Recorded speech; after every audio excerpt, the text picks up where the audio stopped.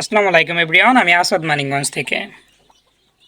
আমি হয়তো ভেবেছিলাম আর 2 দিন পর আমাদের এই মুরগিটার কোলে বাচ্চা বের হতে শুরু করবে।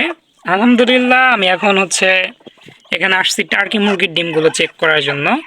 এসে দেখি বাচ্চা মাথা বের করে আছে, 2টা চোখে পড়ছে, দেখি কয়টা বের হয়েছে। বিসমিল্লাহ, 2টাই বের হয়েছে, বাকিগুলো হয়তো বের হবে, ভাঙতে শুরু করছে। আমি একটা জিনিস আপনাদের দেখাই, অনেক সময় আমাদের কি হয়, মনে থাকে না যে ডিম কবে হ্যাচ করবে।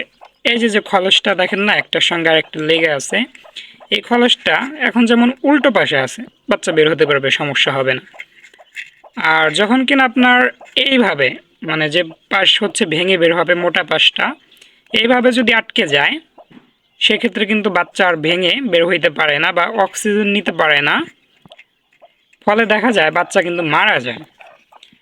অবশ্যই আপনারা ডায়েরিতে নোট করে রাখবেন কবে কয় তারিখে ডিম বসাইছেন এবং কবে হ্যাচ করবে। এটা তো হিসেব রাখাই আছে, মানে 21 থেকে 22 দিন, 21-22 দিন লাগে না অবশ্য, 18 থেকে 21 দিনের ভিতরে বাচ্চা বের হয়। এটা তাপ দেওয়ার উপর ডিপেন্ডেন্ট। দেখেন খলসগুলো কত মচমচে, ভাঙতে বেশ ভালোই লাগে। এই খলসগুলো যখন কিনা বাচ্চা বের হইতে পারবে না, বাচ্চা কিন্তু মারা যাবে একটার সঙ্গে একটা লেগে গেলে। আবার বাচ্চা অনেক সময় চাপ খেয়ে মারা যায়, এই খলসের চাপ খেয়ে। একটা গ্যাপ তৈরি করে দিতে হবে।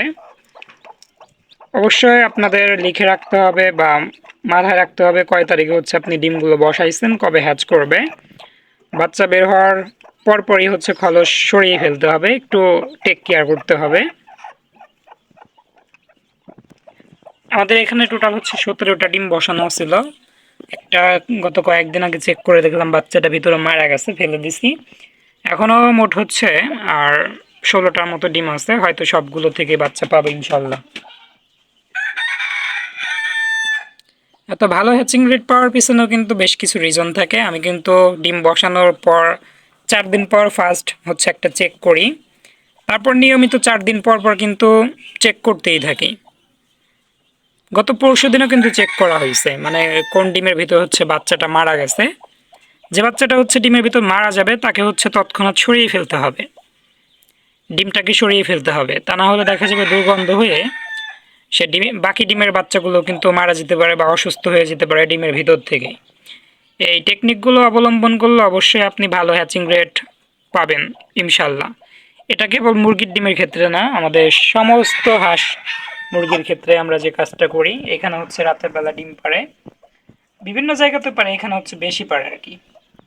এখানে বসছে সাদাটা, আর এটা বসছে গতকাল, ও সরি গত পরশু দিন, এটা গতকালকে বসছে, হয়তো খাবার খেতে গেছে। আর দেখেন এই পাশে অনেকগুলো মুরগি, এখানে একটা দেশি মুরগির, ওইটা টার্কি মুরগি, এটা টার্কি মুরগি, এই পাশেও টার্কি, ওই উপরে বালতির উপরে যেটা, সেটা তিথির। সবগুলো বসছে আলহামদুলিল্লাহ।